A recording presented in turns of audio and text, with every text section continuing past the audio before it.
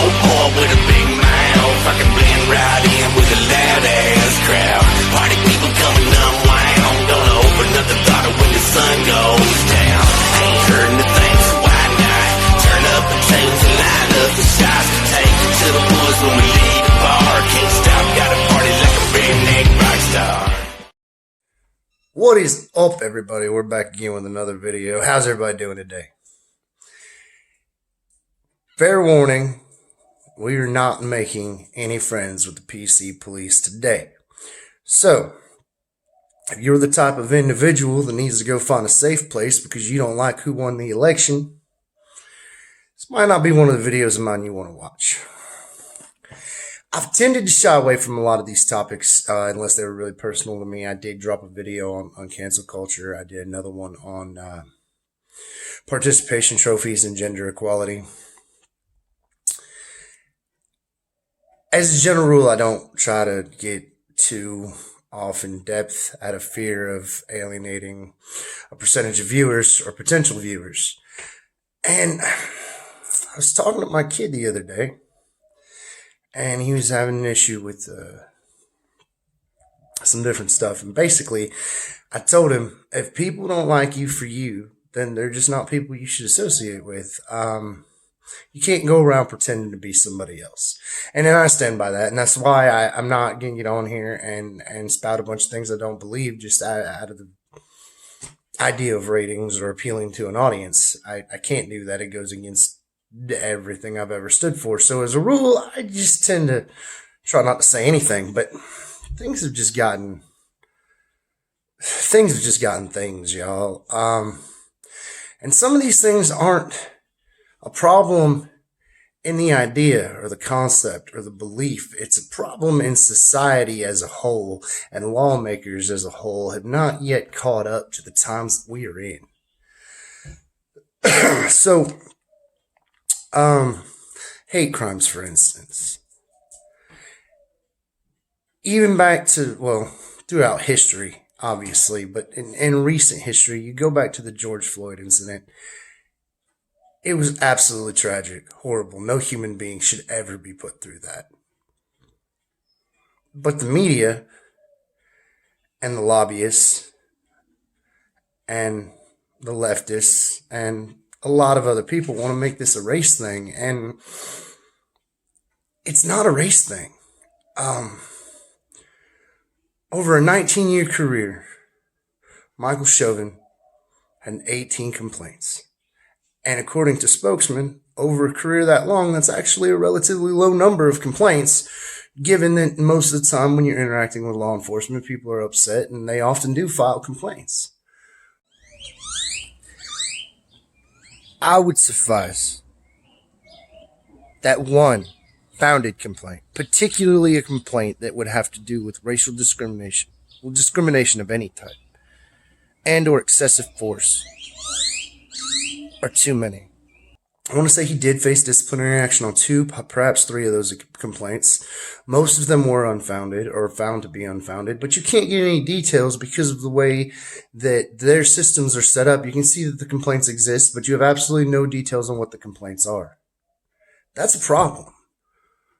When police departments can close ranks and hide facts to protect their own, that's a problem.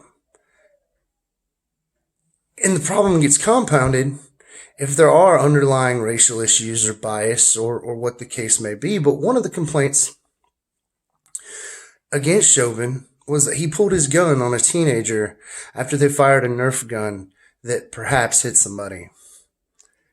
A Nerf gun. Now, if we're talking about an airsoft gun, I could possibly see a judgment call there. There are a lot of airsoft guns that look like real guns. And they hurt when they hit you. So, I mean, depending on the situation and who it hit and how, I could see where that could be misconstrued and the officer thought his life was in danger. But a Nerf gun? Have you all ever seen a Nerf gun that looked real? Much less a Nerf bullet that would do more than annoy you unless it hit you in the eye. And this teenager was allegedly Caucasian. Again, hard to find documentation to back anything they're saying up, but reported by multiple news sources that this was allegedly a Caucasian incident. And that brings me to Michael Chauvin didn't kneel on George Floyd's neck because he was African American.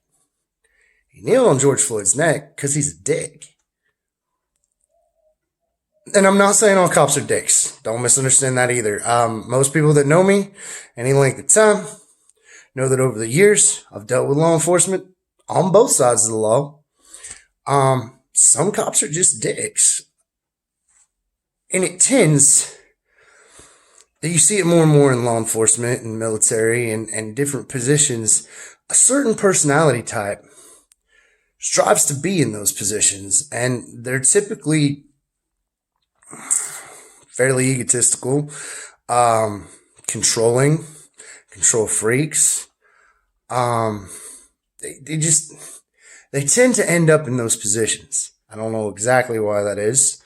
It just tends to work that way. And I feel like the onlookers that were yelling out to the officer, hey, he can't breathe, he can't breathe. At that point, this officer's ego kicked in and he just dug in. Like, y'all aren't going to tell me how to do my job. I'll get off his neck when I'm good and ready to. And I don't, at the core of my belief, I don't believe that he intended to kill George Floyd. I believe that he's a dick. He's an egotistical, controlling, probably sociopath. And he just took it too far that time. And things got out of hand. And he's probably taken it too far many other times, reported and not reported. And the police close ranks because that's what they do. It is incredibly hard for a police department to get rid of an officer unless something just over the top happens. They have unions, they have their own subcommittees of legal representatives, and they're blanketed by a whole bunch of other laws to where, for the most part, you can't ever sue an officer that was acting in the line of duty, and it's increasingly hard for them to be prosecuted, and that is a problem. But when they write a disciplinary letter and put it in his jacket and or do absolutely nothing, and the public doesn't know that this exists, and the department moves to cover it up, these people remain on the force. They remain in a position of power. And the more times you get away with anything, this is simple psychology, the more times you get away with anything, the more brazen and bold you're going to get. The lawmakers need to catch up. The laws need to catch up. The people putting these programs in place need to catch up. And law enforcement as a whole, they're overworked. Every time they want to do something new, the city wants to do something new, and they don't have a position to do that, it's like, oh, well, the cops can do that too. And this being Mental Health Awareness Month, I find it a good time to bring up, there are tons of people in jail and prison right now that truly have no business in jail and prison. They have no business on the street either. I'm not a proponent for letting crazy people walk around doing crazy things, but these people have mental health issues. Some are addictions, some are schizophrenia, bipolar, paranoia, whatever the case may be. And as a rule, and as a whole, our country, our healthcare system, our legal system, even the cultural stigma associated with that does not provide for these individuals adequately for them to even find out if they could be a contributing member of society, much less put them somewhere that they can get the help that they need, rather than sticking them somewhere that A, generally just exasperates an already underlying psychiatric condition, and B, puts them in contact with other people that make them better criminals. I'm not going to get too far off into that. But again, this is Mental Health Awareness Month. I may do a video particularly on that. If I don't, and you see this video, if you're struggling with addiction, depression, bipolar, schizophrenia, anything you need help with, reach out to someone. And I know firsthand that depending on your insurance and where you're located in the country, that's sometimes a lot easier said than done. But keep trying, keep reaching until you find the hand that will pull you up and put you where you need to be. Now, y'all are like, George Floyd, that was 2 years ago. Why are you bringing this up now? That's actually not what inspired me to make this video. My video was inspired by the mass shootings in Georgia. Again, tragic, no doubt. And on the leading edge of a hate crime bill that just passed through Congress. The first point I want to put to that is, aren't most violent crimes hate crimes? Yes, there are some heat of passion crimes, no doubt. And there are some opportunistic crimes. People just want to rob whatever. But how many people have killed their spouse, killed their spouse's new, or their ex-spouse's new person, killed, you name it. And then even you have serial killers that just go out and kill women. He hates them because they're women. Not because they're a particular race, not because they have a particular religion or a particular sexual orientation. In the case in Georgia, the argument's made that this individual killed these people or these women because they were Asian. This is self-proclaimed. I'm not sure if he's professionally diagnosed or not, but self-proclaimed sexual addict. Deeply conflicted by a deep religious stance. He had been sent to an evangelical reprogramming place that was supposed to help him with this. Probably not the best place to go when you're already mixed up. Two of these massage parlors has already been raided by Vice, but for prostitution. All three of them appeared on an application that's supposed to help you locate brothels. I do not know these women. I do not have any first-hand knowledge of these massage parlors, and I am not alleging that these women were prostitutes. I'm alleging that this individual believed that these women were prostitutes. He didn't shoot them because they were Asian. He shot them because he viewed them as prostitutes and viewed them as part of the problem with his inner confliction.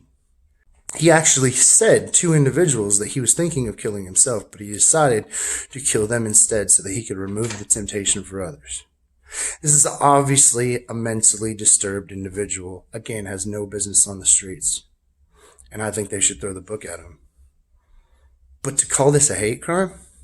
Well, to call this a hate crime over race.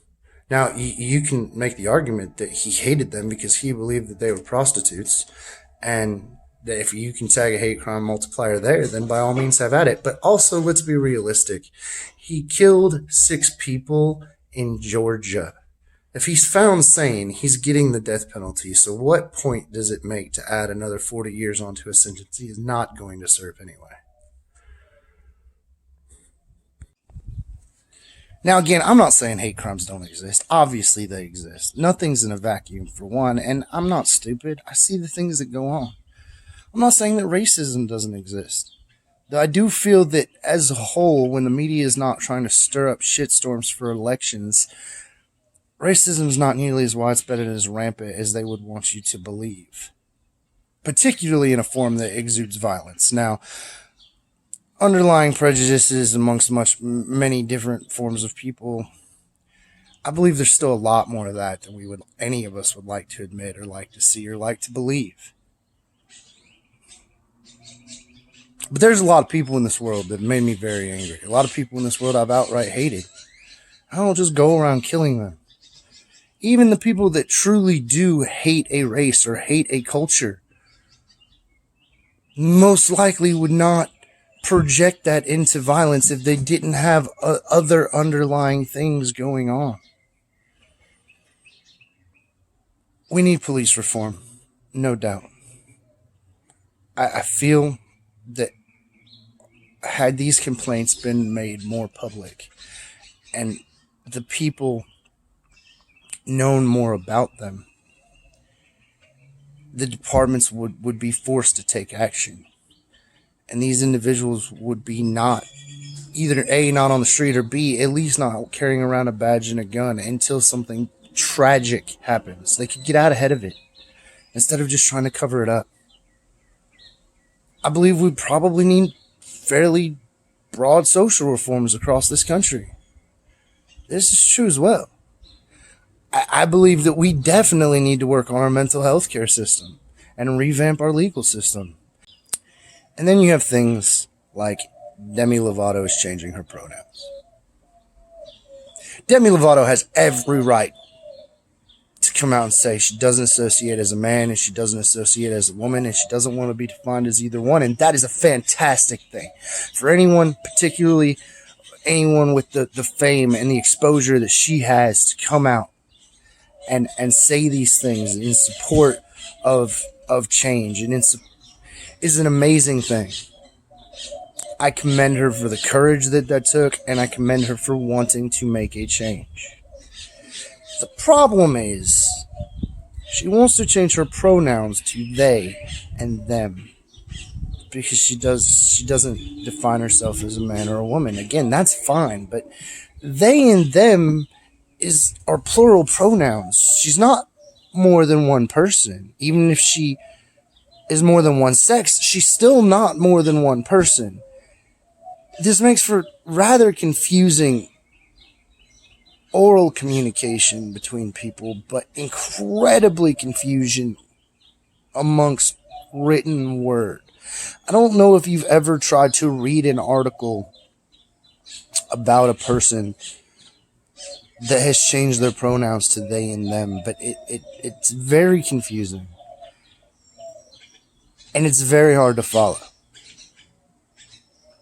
This is another case where everything hasn't caught up to where we are as a society. It's not that she should change her pronouns to they or them. It's that they need to create pronouns for these individuals. So this ended up being a much longer video than I actually intended it to be. More or less just saying that culture, vocabulary, lawmakers, legal programs, social programs, healthcare, mental health care, all of these things need to catch up to where we are as a people and where we're trying to go.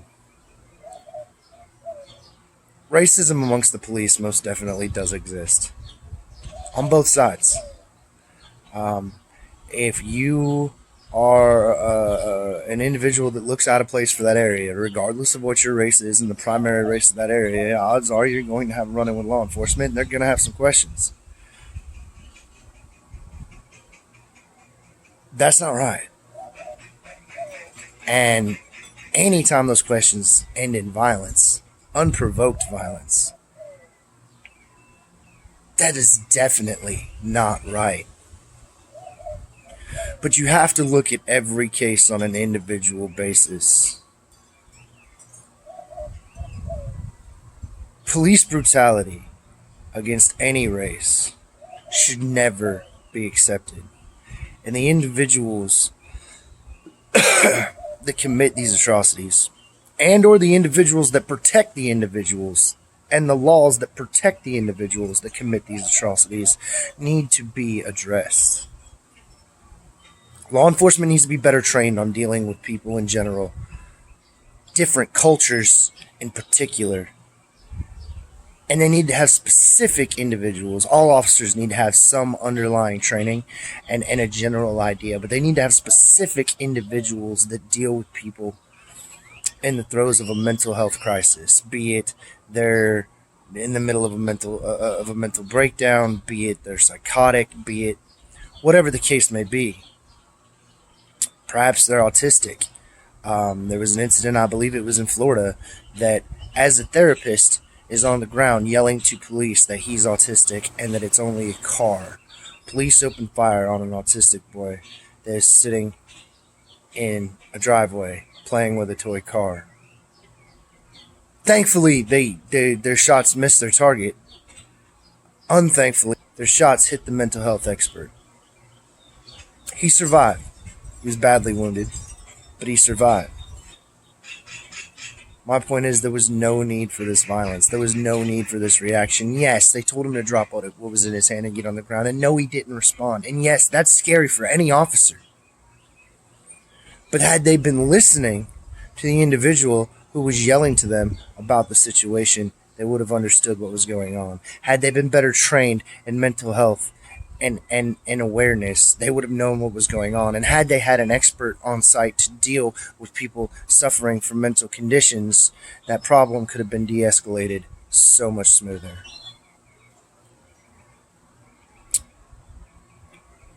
Within a month, when COVID happened and everybody locked everything down, all of these businesses figured out how people could work from their homes and do things from their homes, and things that, you used to have to get up early and go to work every day, and almost overnight they could change everything to make it work. But in decades, they haven't been able to change our mental health care system, or our healthcare system, or our legal system, or our cultural bias, or our cultural views, to make it a safer place for the people and a more enjoyable place for all people. Wake up, America. Answer to no one.